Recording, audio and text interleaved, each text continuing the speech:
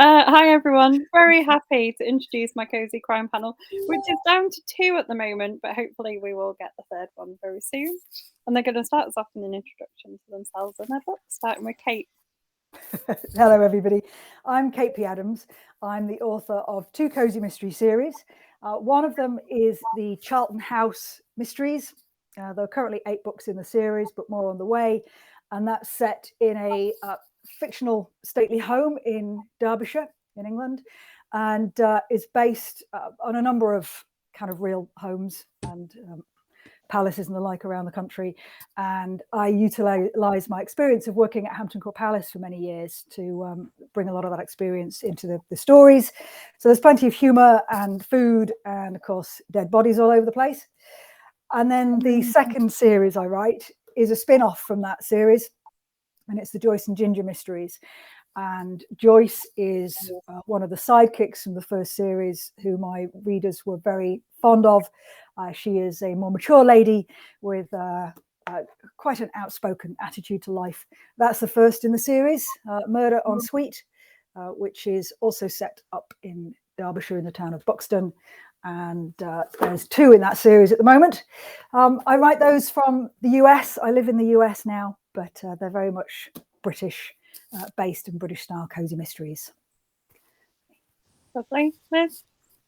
Okay, hi, I'm Liz Hedgecock, and I write various mystery series. Probably the one that people may have heard of is the Pippa Parker Mysteries. This is the first one, Murder at the Playgroup. It's a 6-book series. I also have written the Magical Bookshop series. This is Every Trick in the Book, which features a magical bookshop, obviously. And I write various other series, which I guess you could say are cozy adjacent. So I write the Castor and Fleet series with Paula Harmon. The first one of those, there seems to be a red cover thing going on here, I never realised it before, is The Case of the Black Tulips. So that's set in 1890s London. And I'm currently working on another co-written mystery series with Paula, which will come out starting next year. And the first book of that is called Murder for Beginners. This is like my absolute best panel because I've read everybody's books that are on here and love all of them. You're like, this is great because I've read all of them and they're fantastic. Thank you.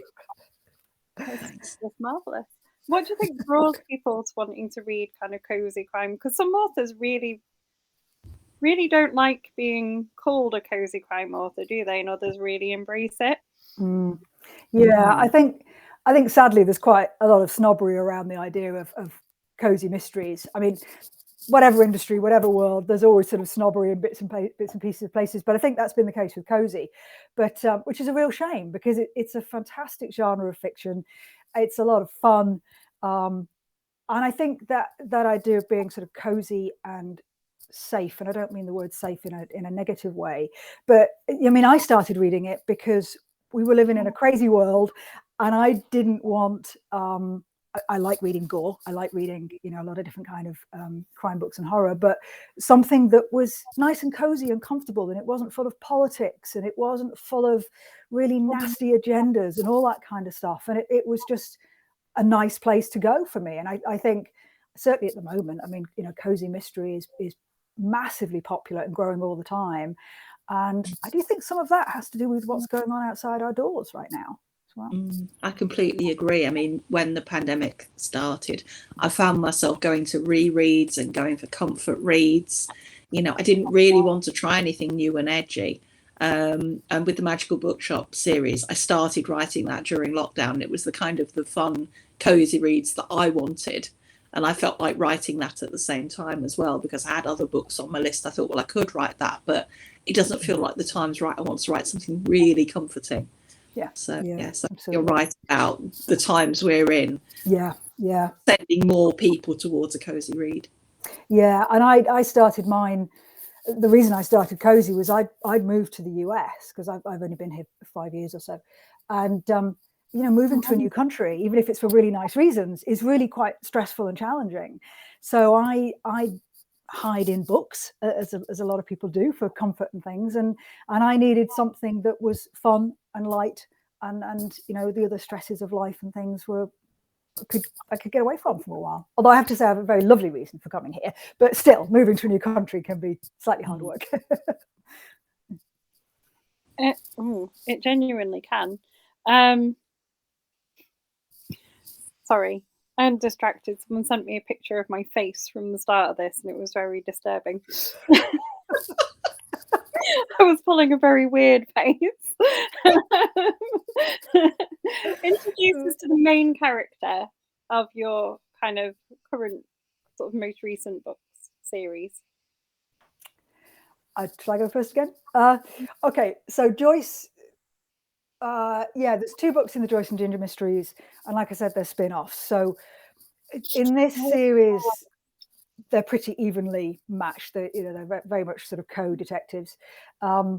Joyce is an older lady, in her sort of late 60s. She hedges around her age a bit. She is on the surface quite, you know, outspoken, quite loud. She has a very sort of garish taste in clothes and things, and doesn't take any mess in. But the more you kind of discover about her, she was raised by a single mother at a time when it was very, very difficult to be a single mom. She has a number of ex-husbands behind her.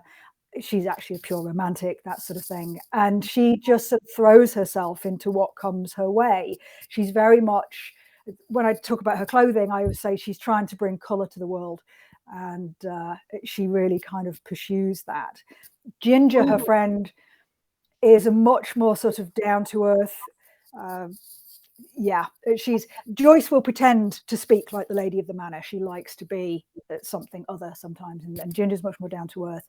And they met through a crime that was committed in the Charlton House mysteries, and they've just become sort of this unusual pair of characters who love spending time together. The character of Ginger, I actually base her on Tyne Daly. When as she got older, some of the photos of her, because she was Lacey from Cagney and Lacey, she is this. She can dress in a sort of slightly unfortunate way sometimes, but you know, she's this passionate, down to earth woman. And I saw her and thought, oh, that's interesting. That's Ginger. And Ginger is also of a similar age. She's gay, so there's a sort of different aspect to it there. And they're just this wacky, unusual pair that you wouldn't put together, and have a great time sleuthing and really wanting to give people peace by finding out the resolution for a family member's murder. Great. Okay. Just thinking about a few of my characters from recent series. So from the Magical Bookshop, the lead character is Gemma James, who is, I think she's about 25. And when we first meet her, she's in the process of getting fired from her corporate city job, which she was devoted to and absolutely loved. So she is now out of the rat race and looking for something to do. And she ends up working at a secondhand bookshop, which is a complete culture change for her. There's a very strange owner called Raphael. There's a cat who's clearly got it in for Gemma called Folio. The bookshop's got a mind of its own as well. So, I mean, the bookshop is a character in its own right, really. So that's a bit about Gemma, who starts off being very, you know, we have to sort all this out and get things working properly. And, you know, I'm an analyst, so I know what to do. And then she realizes it's not quite as simple as that. And the mystery of the bookshop kind of carries on through the 6 books of the series. Hello. Pippa Parker, who's obviously from the Pippa Parker mysteries, is a young mum. When we meet her, she's got a toddler. And she's pregnant with her second child, and she's moved with her family to a village in the Cotswolds called Much Gadding. They were living in London before, so again, she's come away from what she knows. She has to get used to being in a village and, you know, getting used to village life and all of those sorts of things. And then when she's at the playgroup and someone gets murdered, she has to dive in and investigate, because it's a locked room mystery type scenario. Anyone in that room could have done it, and no one from outside could. So that's where we start, basically. Olga, do you want to start us off an introduction to yourself and your book, and then we just ask people to introduce their main character? Certainly, and I'm so sorry. I am a techno numpty, which is why it's taken me so long to turn up. My main character is a 50-something librarian in Morningside Library in Edinburgh. And if I can backtrack slightly, I don't know how many of you know the Prime of Miss Jean Brodie, but it was written by Muriel Spark, and it was written about my school. Muriel Spark and I went to the same school, and I was actually at school when the book came out, and the school was horrified. They thought it had brought them into disrepute because there's this very racy teacher who's grooming pupils. So the school was really, really shocked by the book. So my librarian heroine has gone to the Marcia Blaine School for Girls. That wasn't its real name. The real school is the James Gillespie's school in high school in Edinburgh. But she wrote about the Marcia Blaine School for Girls. So my main character, who is called Shona McMonigal, went to this school and spends her time as a librarian trying to stop people reading The Prime of Miss Jean Brodie because she thinks it's scandalous and it shouldn't be allowed. But periodically, Miss Blaine herself, who we figure must be about 200 years old, she will materialize in the library, and then mysteriously Shona gets sent off on a time-traveling mission to sort something out. Basically, the key thing that a member of the Marcia Blaine School for Girls does is to make the world a better place. They're there to do good.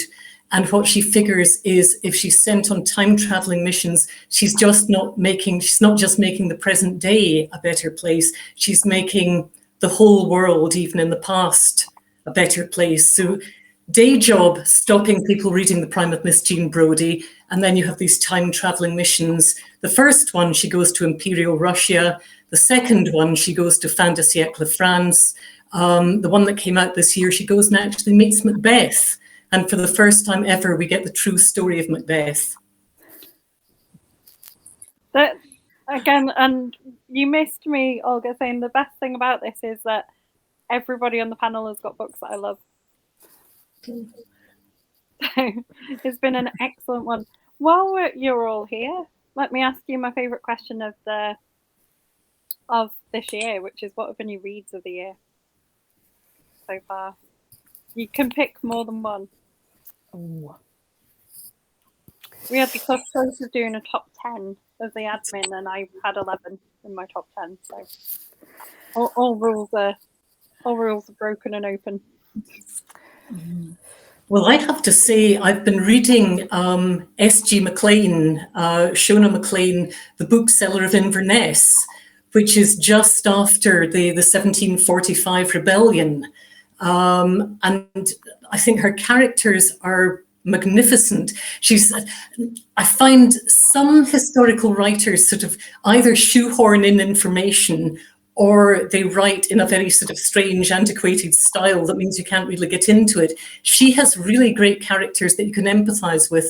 And there was one bit in it where I actually gasped out loud and thought, that can't have happened.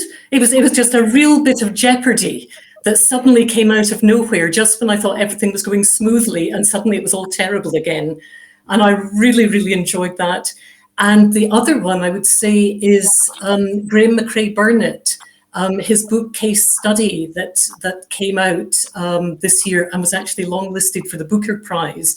And it's an extraordinary story about this young woman in the 1960s who thinks that her sister has died because she was going to this very strange therapist.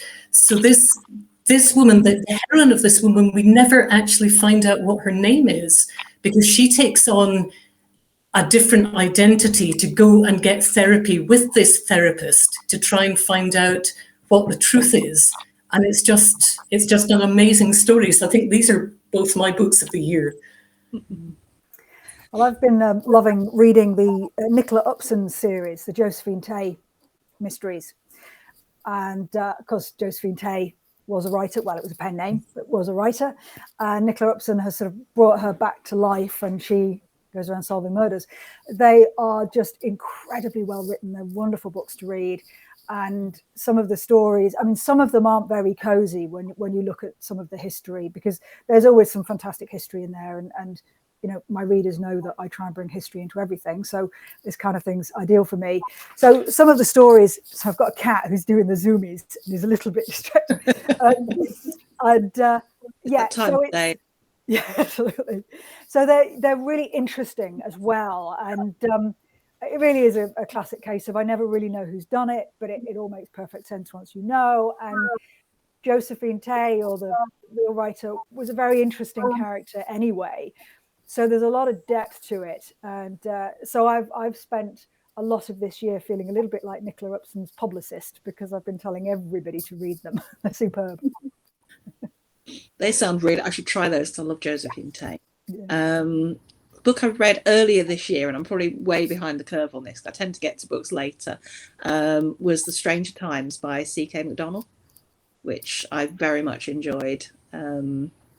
So I'd kind of read A Man with One of Those Faces as well, which I liked, but I really enjoyed The Stranger Times. I've also been rereading, I read Surfeit of Lampreys, which again I really enjoyed, by Marsh, and there was another one as well. But yeah, I read all sorts of things. So yes, but yeah, those two stuck out for me particularly. Great. My read of the year was Lessons in Chemistry by Bonnie Garmus. It's like a debut book. Amazing. Yeah. Haven't got to that yet. I'm planning that one for the Christmas holidays. So not far away now. Yeah, really, really worth the read. Sam has asked, she said she asked in an earlier interview, and she thought it'd be nice to ask again, if you had to play one of your characters on TV, who would you choose? Ooh. Oh, that's a good one. Who we would play? That's better than the usual. Who would you have play? That's yeah, good one, Samantha. I think I would probably play. I think Ginger from the Joyce and Ginger mysteries. She's just kind of, again, she sort of says it as she sees it, and she is, I think, sometimes underestimated a little bit because of her appearance. But she loves a good cocktail. She loves bourbon, which is my drink as well. And I was always looking for the best old fashioned. But she's had a really interesting life in the theatre, as have I. And yeah, she's just a lot of fun and really gutsy, and will do anything. I mean, both of them were ziplining, you know, in one book, and tangoing down the train from London to Manchester in another, and they just embrace life to the full. So I think I'd be Ginger, but not Joyce, because I don't do makeup and high heels. So I'd play Ginger. Seems fair. Go on, Olga. Well, this is a question that I'm actually going to sidestep, because what I would like to play on television, I would like to be Doctor Who's companion if the Doctor was David Tennant. That is basically, that is my entire life's ambition, and I just keep waiting for the call, and it never happens. But I'm so excited that David Tennant is coming back for 3 episodes, and I think I should be the companion. I think that'd be really, really good. I'm trying to think one of mine now. I think if I could choose, I'm not tall enough, mind you, I'm about 10 inches too short, but I'd quite like to, if I was going to play anyone, play my new protagonist, Jade Fitch, who's going to be in the Booker and Fitch mysteries next year. And she's a bit of a chancer, really. If she sees an opportunity, she goes for it. She runs a New Age and crystal shop in a small market town, and she's always seeing business opportunities everywhere. She's an interesting character because she's got a bit of a past. But yeah, I think she'd be interesting and fun. So I'd go with her, definitely. Oh, Olga, someone said what a book you could write on that. I think being the Doctor Who's companion, maybe. I'm guessing this might be Patricia, who's one of our admins, who I think is good friends with Olga. She's a bit of a champion of Scottish fiction writing in general. She's also said, I think, if it is Patsy, I was trying to look and see, but I can't, a bit later up, that you need bourbon biscuits on hand when you read Olga's book. So if you are going to recommend a biscuit to go with your book, what would you recommend? Mine is obviously Bourbons. Basically, whenever Miss Blaine comes to the library, my protagonist Shona always has to try and calm her down. There's always some drama going on. So she always takes her upstairs and makes her a cup of tea and gives her Bourbon biscuits. But Miss Blaine usually is in such a state that she ends up crumbling them between her fingers. But they are actually my favorite biscuit. Thinking about this one, I think for Jade Fitch it would probably be Jammy Dodgers. She's that sort of person. I think for Pippa Parker with the playgroup connection, it would probably be those horrible dry pink wafers that always get left by everybody. Either those or the chocolate fingers that like no one wants their kid to have, and then troughing them quietly behind the scenes. So those would be a couple of possible biscuits there. Well, there's quite a lot of cake and biscuits in the Charlton House Mysteries, but in the Christmas book, which is Mulled Wine and Murder, Sophie, who is the lead in that one, she makes gingerbread cookies, and it's the same recipe that we use here. And I was saying before we went live that at Christmas, my wife and I have a tradition of making these gingerbread cookies in different shapes, decorating them and sending them off around the country and the world, actually, as gifts for people. So I used the exact same recipe for Sophie, and I also sent it out to all my readers. So I think it would be, especially because of the time of year that we're doing this, I think it would be Sophie's gingerbread biscuits. Good choice. Do you have a particular sort of Christmas read or Christmas tradition in your house? We like to open a tiny present on Christmas Eve, normally a book, because then you've got something to read. Yeah. Ooh, what are our traditions? Well, the gingerbread cookies that I mentioned is very much a tradition. We cut down our own tree. This being America, it was something I never saw in the movies, but we cut down our own tree. And yeah, I think that's probably it. One thing that we do with presents is we're very keen on experiences, not things. That's become quite a tradition. So last week I was taken to New York for the night, and we saw Wicked on Broadway. And I won't say what I've got my wife because she's in the room next door. But that's becoming quite a tradition for us. It's, the experiences gift. Right. I suppose ours is probably the Christmas Eve curry, which I don't know why we started it, but we do.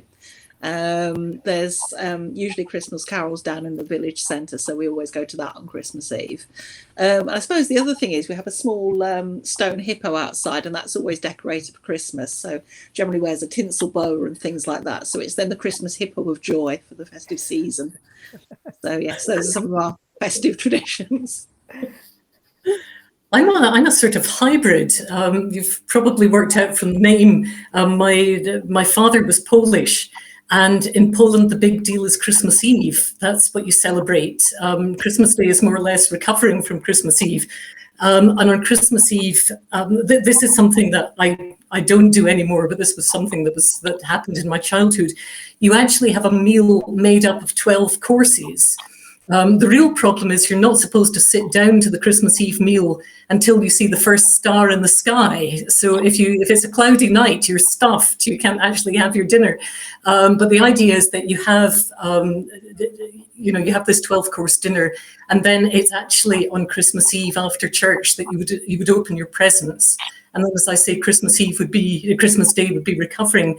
But I think now I tend more to I would celebrate Christmas Day, and the one thing I do insist on being given a Christmas stocking, and I do like having a clementine and an apple and a shiny coin in the bottom of my Christmas stocking, and it wouldn't be Christmas without that.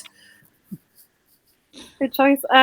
Sam wants to steal your Christmas hippo of joy. She says that she might steal. She doesn't want to steal my actual hippo. That's fine. I doubt she's going to come and steal your actual one. But Case of the missing hippo, a Christmas mystery. Maybe for next year. What are you all working on at the moment? What are you currently writing? I've just got back from my co-writer, a set of edits for Murder for Beginners, Booker and Fitch book 1, coming out in January. So yes, it'll be my turn to have a go at that one next. And then I think we'll probably start on writing book 2 once that's put to bed. So that's me at the moment. Well, I'm on a deadline. Oh, sorry, no, Kate. go on. I'm on a deadline for my next Shona book, which is rapidly approaching. So I think on Christmas Day I'll have time to open my stocking, and then I'll have to get back to the laptop. But I also have a secret life. I write a series under another name. This is like Liz, it's set in the Cotswolds. But because of that, it's sort of silly having a name like Olga Wojtas when you're writing something that's a sort of quintessentially Cotswold story. So my middle name is Helena, and I grew up in Marchmont Road in Edinburgh. So I am now Helena Marchmont, who I think sounds suitably posh. These are just e-novellas, and you get them online. But I've just sent over the latest one, and I expect I will be getting the edits back to do very soon. So those are the two things I'm working on. Well, the next book I'm going to publish will be another Charlton House mystery. I've had a little bit of a break publishing the 2 Joyce and Gingers, and my readers are starting to poke at me to get another Charlton House mystery out. So that will be the next one in the pipeline. But I'm also working on some short stories, which I often do in the background. I published a collection of short stories as part of the Charlton House mysteries. But for those, I actually write them on a manual typewriter. So I sort of pound away on the keys for a little while, because that's quite fun, and I really enjoy that way of writing. So I have a couple of short stories which I have written on the typewriter, and one's just come back from the retired police officer who very kindly checks all the police procedure and gives me advice on that. And so that's come back, which I need to finish off and get to my editor. And then I've got a couple more short stories that I want to write. So yeah, Charlton House mystery and a few more short stories are what I'm working on at the moment. Kaz, I wonder, could I ask Kate a question? Yeah. Right, excellent. No, I'm fascinated by the typewriter. I learned to type in my 6th year at school, and because that was so long ago, these were the manual typewriters. And I can just digress slightly to say that we were taught how to type by the William Tell Overture. And we had to sit there and we went dun, dun, dun, dun, dun, dun, dun, dun. And then when they were trying to get us to speed up, they changed the record from 33 to 45. So we were going dun, dun, dun, dun, dun. Anyway, it was just to say that I remember one day our teacher coming in, and she had her wrist in a sling. And she had been working on this newfangled electronic typewriter, which was just wonderful. You know, this was a tremendous thing. And then she had gone back to a manual, and she had actually strained her wrist moving between the two. And I just wondered, do you have to sort of build yourself up to work on the manual typewriter? Do you ever have problems with it? Certainly not on that scale. The only problem I have is initially for the first day or two is literally my fingertips, because you have to hit harder. And especially with the keyboard that I use for my laptop, it's an Apple. Sorry, maybe I should mention brand names. You barely have to move the keys to do anything with a lot of these modern typewriters. But of course, with a typewriter, you have to give it a fairly good whack to get the ink on the paper. So the end of my fingertips can be a little bit sore, but it's really only for a day or two. And I'm quite heavy-handed as well. And it's interesting that you mentioned the William Tell Overture, because I was told that one way to type faster is to have some music on and do that.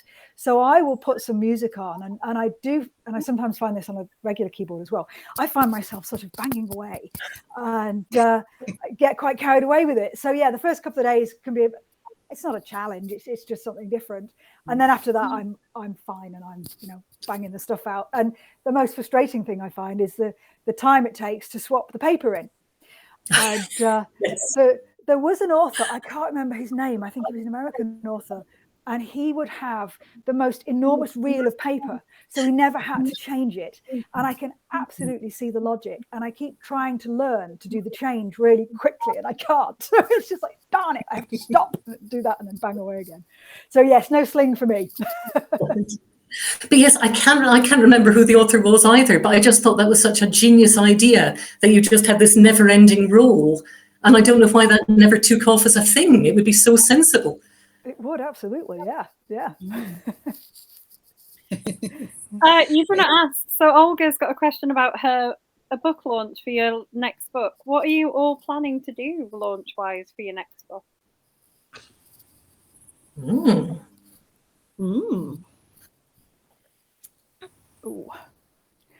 You go first, Olga. You've got the reference. Yes. Yep. I've not got that far yet. I suppose, first of all, I think the publisher's got to accept the book before I can start worrying about a book launch.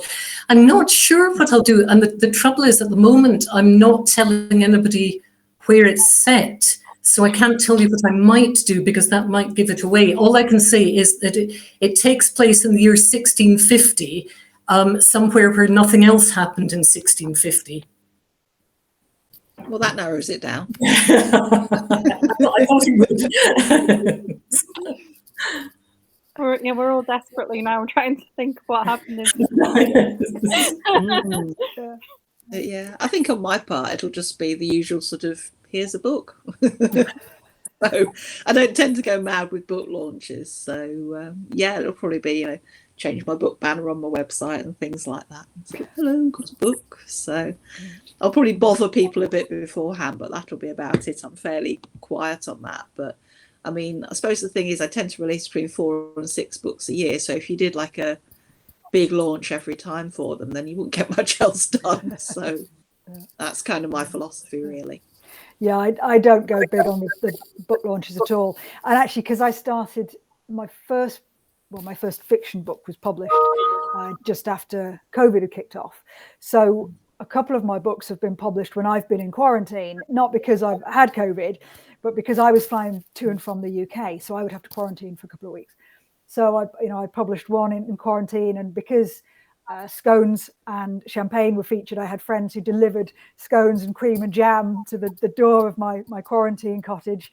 I published one Christmas. It was launched on Boxing Day, but I was in a hotel quarantining before I could go to my family's. So typically, other than the sort of online newsletters, social media, all that kind of stuff, it's typically a bottle of champagne. Well, either on my own occasionally or here. So I keep it fairly quiet. So at least I won't have to be quarantining, hopefully, next year with it. Indeed. Maybe I'll put a snazzy hat on the hippo to make it more. Yeah, it can be book launch hippo in between, waiting for Christmas. You've been asked what the line is that shouldn't be crossed between cozy and not. So we've talked about what makes something a cozy kind of crime, but when does it stop being that?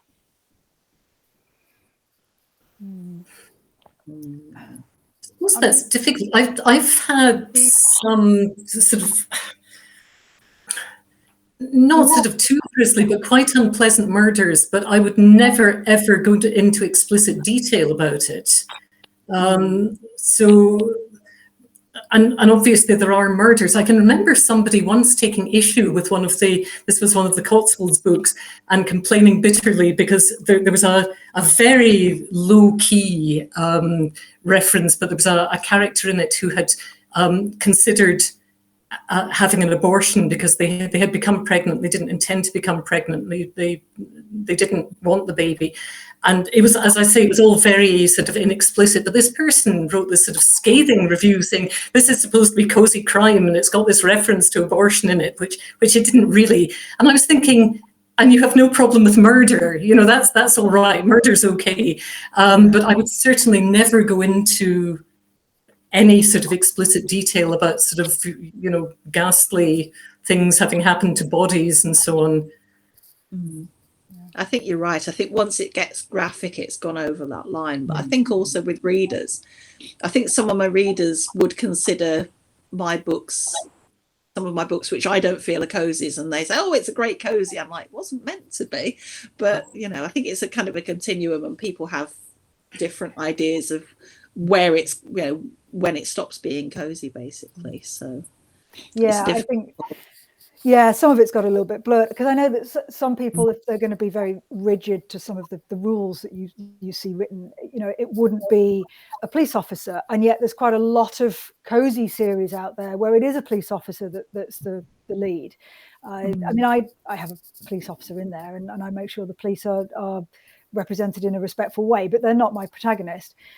I mean, I've found that one or two people aren't keen sometimes on how much alcohol my characters drink. For example, some of them really do like a drink. I'm not saying in a hugely problematic way, but there's quite a lot of cocktails in my books, and one or two people took issue with that. I think the line when it comes to language and swearing and what some people consider swearing to be can be very, very different. And it depends where the reader is, you know, as to what people think is appropriate as well. So I think there's that fairly common stuff about, you know, lack of gore, lack of violence, lack of sex, you know, that sort of thing. And then it's, yeah, the lines are blurring quite a lot, but I think it's fairly easy to keep within kind of certain structure elements of it. Yeah. Do you think there's a difference across the Atlantic about what people find acceptable in a cozy, Kate? I have found that there are some of the American audience that when it comes to religion and, you know, the use of the words like, oh, Christ, and whether or not that's really bad language, whether or not, and also I've only had a couple of emails about the fact that there's a gay character, one of the sidekicks in Charlton House, as well as in Joyce and Ginger, and I got one or two emails from people who weren't happy with that and were never going to read my books again. That was you know, American readers, and I don't want to pigeonhole, you know, people at all, but I think there is the real cozy stuff. I think a lot of the American readers seem to really want. So certainly I'm kind of aware of that. And if I'm going to be a little bit more edgy, you know, then maybe the Brits might go for it a little bit more. It's difficult to tell because I don't get a lot of sort of complaint emails, fortunately. So it's yeah, it's challenging. I know American readers love the fact that it's set in the UK and there's connections with aristocracy, and so I try and plug into that a lot. They definitely like that kind of thing, but I think maybe it's just been unfortunate that a couple of the emails I've had have been from American readers, but equally I have a huge group of American readers who are constantly emailing me to tell me how much they love my books, which is fantastic. So it's, I don't know, it's difficult to say really. Do you think it's about where they're set as well? So a lot of people sort of think of cozy crime and they're sort of set in the countryside more than the city. You don't really get many inner city kind of cozy. Yeah, that's a good point, really. I mean, mine are set in, you know, stately home with well-spoken. Some of them are well-spoken aristocracy, but you know, it's open to the public, so you have a lot of staff. And one of the things that I've always wanted to do is also actually make sure it's quite realistic, because I worked in that sort of environment and at Hampton Court Palace, and my team and I, when we went back into the offices, our language was blue, you know, and we had the best time with sense of humor that was full of innuendos. Now, I wouldn't put those, well, there's a few innuendos in some of my books necessarily in there, but the way that they react to some stuff or the kind of language they use, I don't want it to be completely devoid of reality. But I think that image of a nice stately home with lovely gardens, people might expect a certain thing, but it's populated with real people doing jobs, you know. Yeah. Well, that's what it is. Mine is it's in the Cotswolds, and the key protagonist is someone who has relocated from London. He had a tragedy and has come to this small Cotswolds village to sort of regroup. And he falls in with two older ladies, and the three of them end up as this sort of crime-fighting trio. But yes, he very, very occasionally goes back to London, but London is presented as not somewhere desirable. It's the place that he's lived his entire life, but now that he's in this village, when he goes back to London, he always finds it too noisy and too busy and too impersonal, and he wants to get back. It's almost as if the village is his family now, and it's giving him support in a way that you wouldn't get in a big metropolis. Yeah, I mean, one of my series is actually set in London. and it's, you know, probably my coziest series as it turns out. In some ways it's sort of cozy fantasy, but it's entirely set in bookshops and libraries and museums and places like that. So I think I've sort of managed to sidestep that a bit. It's like a little parade of shops. So in a way, I suppose it is like a little village, in that way that, you know, you sometimes have your own little bit of London that you know, and that you stick around in, and you know the people there. So somehow I've managed that one, but yes, not quite sure how. And going back to what Kate was saying, I've got one character, this guy who's his best friend, who is actually an aristocrat who's in London. And he sees himself as a sort of almost a reincarnation of Oscar Wilde. So he goes around being absolutely outrageous and saying outrageous things. But the readers seem to tolerate him because they just look at him as this sort of lovable eccentric. And so far, not even the Americans seem to have been particularly shocked by him. So hopefully I'm getting away with it.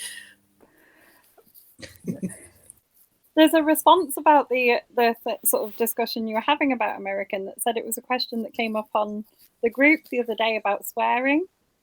So people were asking about the level of acceptability of swearing just in general in a book. You know, how much of it would you sort of read before you stopped reading the book, kind of thing. And they remember one UK writer saying that Americans hate killing animals, or the killing of animals in the book. I've heard this, that you can do what you like to people, but don't do anything to the cat. You know, that's Yeah. it. That's the end. I'm writing these books in a sort of, well, with the Cotswolds one, I'm writing them in a milieu where there are a lot of sort of older people, and it's quite gentle. So I think the most anybody has ever said is bloody. I think that's the most swearing there's been. With my Shona books, with Shona being a librarian, she's very, very anti-swearing. She's got strong views on absolutely everything. And one of her views on swearing is that, you know, basically you don't have a proper vocabulary if you swear. And at one point she's been asked to swear an oath, and she's been asked to swear, and she's basically saying, I don't swear, you know, so if I have enough of a vocabulary not to have to swear. So, as I say, bloody is as far as I go. Yeah, I think that's pretty much my limit as well. I think it was the sort of the occasional religious reference that got a couple of people. But for me, it was appropriate for the characters. And I think there's also that element of what is appropriate for the characters. So I mentioned sexual innuendo. One of the characters that I have, Mark, is they get thrown in a couple of occasions. They're relatively mild, they're appropriate for cozy, but it's very much within his character and within his sense of humor. So I think sometimes if it's something jars, then it stands out more to people. If it fits the setting, the character, the action, then sometimes it can be less sort of just less uncomfortable, I suppose, for people. So that there's that element of it as well. You've been asked what time periods you're all writing, and would you consider others? Well, with my time traveller, sort of, you know, the world is my oyster. Certainly with the Cotswolds ones, it's present day. I don't have things. I know there's been a great debate, and I don't know whether this is something that Liz and Kate would want to talk about. I know there's been a great debate about whether you actually mention the pandemic and COVID and lockdown, or whether you just write ignoring it. And I've sort of kept writing this series, but have not mentioned the pandemic at all. It just doesn't exist, although it's quite clear that it's written in, as I say, the present day. With Shona, she lives in the library in the present day, but then she's gone to, the first time was the 19th century, then it was the year 1900, then it was the year 1040, and as I say now, it's the year 1650, so she does get around. That must need an awful lot of research. It's amazing what you can find out in Google. I'm glad it's not just me. But yeah, for me, I tend to write either contemporary or kind of late Victorian. That's where I feel comfortable. I'd consider going a bit earlier into the 19th century, or maybe early 20th I could go for, but that's kind of where I stick. About the pandemic, I think I've probably mentioned it twice. I mean, the great thing with doing historically is you don't have to worry about it, but the book I did most recently, The Case of the Four Fingers, there's actually a character in it who's a ghost, and she died of the Spanish flu as it happens. So it kind of got in tangentially that way, I suppose. But in the book I'm currently editing, it is mentioned that someone did supermarket delivery work in 2020. So it's a very oblique reference to, because she'd normally be running a shop. So it's a reference to, things changing during 2020 and how that worked. Yeah, I've not mentioned the pandemic, and I'm not going to, for some of the reasons we talked about earlier, in that, it's escaping some of the hardships of kind of what happens in the real world, really, with cozy for me. So I haven't and won't reference it. My books are contemporary setting, and I pretty much, well, I have a timeline of years and months that they take place, and keep everything sort of up to date. But all of them tend to have some kind of historical backstory or reference. So there is quite a lot of research that goes into the books, even though they're not set in that particular period. Would I write another period? I love the idea of writing a historical mystery. The problem for me is that, because I've worked in a historic environment when I worked at Hampton Court, and also spent time in, because the charity ran places like the Tower of London and Kensington Palace and that kind of stuff. So I've spent a chunk of my career surrounded by historians and curators and live interpreters and that kind of level of historical research. Right now, I don't feel like I could do it justice. My standards would be so high that I would want to be able to spend quite a lot of time working on it. And I publish, well, this year's been a very slow year for me. I've only published 2 books, but there should be 4 or 5 next year. And I try and write relatively quickly while still doing them justice. And that just isn't the time frame for me to do the kind of research that I would want to do for a historical novel. I don't want to skim the surface. So in the future, yes, I would love to, but I'd need to get to the point where I could happily do just like 1 book a year. Good answer. Yeah, you don't think about the level of research you would have to do you, for a historical novel? I mean, I guess you have that a little bit, Olga, with yours. I mean, certainly it has taken a bit of research, but I also like to play with things, things that I know about, and sort of, tweak them slightly. But I certainly, I don't just sort of dive in and make things up, if you like. There has to be some sort of basis of fact at the end of it. And there are also, I mean, some fascinating things. And one that I was doing about France in 1900, I like to actually mix up things that are, complete fabrication and just something that's completely daft, and things that are actually true. And one thing I snuck in that I suspect, a lot of readers will think I just made up, is that Toulouse-Lautrec actually invented chocolate mousse. He was not just an artist. He really, really loved cooking, and he loved inventing things. And he invented chocolate mousse, which he actually called chocolate mayonnaise. So basically, my heroine is able to tell him that in terms of marketing, this is a really rubbish name. Do not call it chocolate mayonnaise. And as I say, I'm sure people reading this will just think, oh, she just made this up. But in fact, it's entirely true.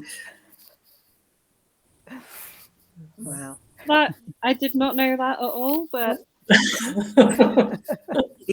I can believe it. So Liz co-writes with someone. So for Kate and Olga, would you co-write with anyone? And Liz, what's it like doing that? It's a lot of fun. I mean, for one thing, you only have to write half the book, so it's lovely. You do a chapter and you send it off, and then the next day something else will come back, and then you go, oh, it's my turn again. So yeah, it's quite a nice feeling. You complete a book quite quickly. So yeah, I mean, there's a bit of going to and back and forth, and all of those things. But yeah, it's been a positive experience. We wrote a 6-book series before with Castor and Fleet, and we did say, yeah, we'd do this again if the time's right. And yeah, and luckily now that the time is right, so we're doing a contemporary series, which is working out well so far. But then again, we've only done book 1, so fingers crossed. What about you two? Would you co-write? And who would you co-write with? I don't know. When I was at school, I used to co-write plays with 2 friends, and that worked very well. We would all be in the room together, and we would just sort of riff on things and throw ideas about. But with that, you're effectively, if you're writing a play, you're effectively just writing lines of dialogue, and that's it. Since then, I mean, I've basically been a lone wolf. I don't know if I would be able to collaborate with somebody. And also, I don't know whether I'd be too much of a control freak. I don't know if you know the writer Drida Say Mitchell, but she actually writes books with her partner. And I think they both plot out the book to begin with, but then they write, a chapter around. And she says that when she gets what he's written, she has to Drida it up because he hasn't written it in the right voice. So she has to basically sort of put her voice onto it. And I think I'd probably be doing that. I'd be wanting to edit what the other person had written. And then I'd get upset if they wanted to edit what I had written. So I think I'd better stick to just being me. Yeah, I wonder, for me, the one concern I would have is my sort of embarrassment factor, because when I write, particularly that first draft, I always call it the vomit draft, that I just get it down. And I mean, my grammar is appalling. It's never very good anyway. I mean, thank goodness for editors and proofreaders. Mine is pretty bad. And what's worrying is I train as an English teacher, so people be lucky your kids didn't end up in my classroom. So I'm not sure that I would want people to see the quality of my work initially. Having said that, though, there is a friend of mine, Laura Durham, who writes the Wedding Planner Mysteries, and her characters, she wrote a book where some of them went off to Ireland because somebody wanted a wedding planned over in a stately home in Ireland. And I've always felt like her characters getting together with mine at Charlton House because they've got some, wealthy client who wants their wedding delivered at Charlton House, but insists they have their own wedding planner. And, these Americans coming in to this British home. I actually think the characters would interact really well together. I think it could be a lot of fun. But Laura and I are both very busy on lots of different projects. And like I say, I'm not sure I'd want to do it. But actually, if there was anybody who I was going to show my work to, it would be Laura. So who knows? We'll see. That sounds so much fun. You could maybe do like a novella or something. Yeah. I mean, the idea of being able to produce something quicker because there's 2 of you on it is very appealing. Yeah, and as for the whole editing and quality thing, we have this mantra which is we'll fix it in the edit. So we do say that quite a lot. Yep. What's your planning kind of style like when you're writing? Are you full on plot out in advances or fly by the seat of your pants? I like to think I plan this out in advance, but it's the classic thing with the characters. There's one word from me, and they do what the heck they like half the time. We'll start off at the beginning, and we'll get to the end, and there'll be some resemblance in there. And I do plot out each chapter and do all of those things, and I have all the arcs sorted and stuff like that. Sometimes I just do things in a way slightly different from what I thought they would, but yeah, generally they behave themselves fairly well. Although sometimes just this subplot will come in, I'm like, I had no idea about this, or some character will just like run away with the show, or turn up in the next book as a main character. It's like, okay, fine, just carry on. Don't mind me, you just carry on. I have a sort of broad idea, but I'm not very good at sort of plotting things out in advance. I'd like to see where it takes me, and I don't know whether this is going back to the playwriting, but what I really like doing is writing dialogue. I'm not very good at writing description. I get quite bored with description. And I sometimes find that just what people are saying and how they're discussing things with one another will take things in a particular direction. So I think it's what you're saying, Liz. That's effectively the characters who are sort of deciding where it's going, and that's, you know, what they're saying is emerging from their character. But I always have a sort of blind panic at the end. I do nothing until I have a deadline, and then I always have this sort of mad sort of thing at the end where I'm pulling all-nighters, trying desperately to get things done for the time, because if I'm not given a specific date, I just sort of, you know, prevaricate for ages. So, yeah, I think I'm sure both Liz and Kate are much better organised than I am. Well, I never pull all-nighters, but if I need a deadline, I absolutely need a deadline. I was the same at university. I'm the same now. That you know, I can have 20 jobs I need to do between writing and marketing or whatever, and they all end up getting done in the last week or two before the deadline. It's yeah, it's not the best way of working, but it's how I work. And I think maybe the pressure just makes my brain tick over faster. So I am not a pantser by any stretch of the imagination. I am definitely a plotter, but I don't have, you know, spreadsheets and masses of detail.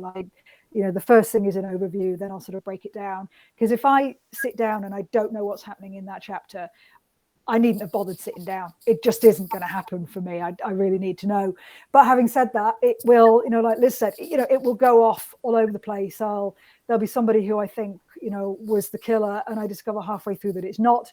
I realize, you know, there's a little subplot that is a great idea and is developing. A character that I think, oh, this needs to be a much bigger character in this. So they sort of come to life a bit more. So yeah, a lot will change. But then once I've decided on that change, I then need to sit and make a lot of notes about it. And it might change again. So I start with a very good framework, but I'm happy with it shifting as it goes on. That sounds good. Well, I've got so many more questions for you. We've got 3 minutes left. We'll just do it all again. Let's do it again. I know, you just all need to come back. What we'll do is round off with a reminder of you and your book. So if people are going to go and discover you, as I did with Olga's books for this panel, where's the best place for them to start? What do you want them to buy? Well, the first one is that's back to front, isn't it? No, or is it visible? No, it's fine. Oh, right. Well, that's the first one, which is in Imperial Russia. The second one, my heroine meets Dracula, and you will discover that Dracula is not at all what we've thought of because of Bram Stoker. And then this is the one that came out this year, and that's her meeting Macbeth. And there's a crucial black cat in it. If you like cats, there's a cat as a protagonist, a talking cat, obviously. Of course. Yeah. Okay. From my point of view, if you like cozy with a bit of magic, and you like books, and you like cats, and you like London, and you like a fair portion of mayhem, try the Magical Bookshop series, starting with Every Trick in the Book. If you like historical cozy style with shenanigans and handsome cabs and all that sort of thing, and the music hall, then go for the Castor and Fleet series. What's this one? Case of the Black Tulips. There we go. If you like fairly sort of conventional cozy, Cotswold Village, etc., go for Pippa Parker Mysteries. And if you want a bargain, then not particularly cozy, but the Sherlock and Jack Chronicles are currently 99p or 99 cents in the UK and the States for the next few days. Well, the Charlton House Mysteries, so that's the first one, Death by Dark Roast, very much an English setting, but with lots of humour and lots of historical references. In that series, there is a Christmas book, Mulled Wine and Murder, and they will stand alone as well. So if you've not read any of them, but you want a Christmas read, then feel free to start with Mulled Wine and Murder. Some more interesting history in there, and yeah, mulled wine and Christmas cookies and that kind of stuff. So they're good fun. If you want gutsy, mouthy women who like a cocktail, then start with Murder en Suite of the Joyce and Ginger Mysteries. And if you want to find me, the website is katepadams.com. I'm mostly active on Instagram when it comes to social media, but also Facebook, Kate P. Adams, author. So find me there. Excellent. And this, Sam summed it up lovely. She said, thank you all so much. What a fantastic panel to end our year with. So you are our last panel of the year. We're finishing off with our quiz later to round off the festival. And thank you so much for coming on and being our last panel of the year. It's been excellent. Thank you very much. Happy Christmas, everyone. Thank you. It's been a pleasure. Thank you. Happy Christmas.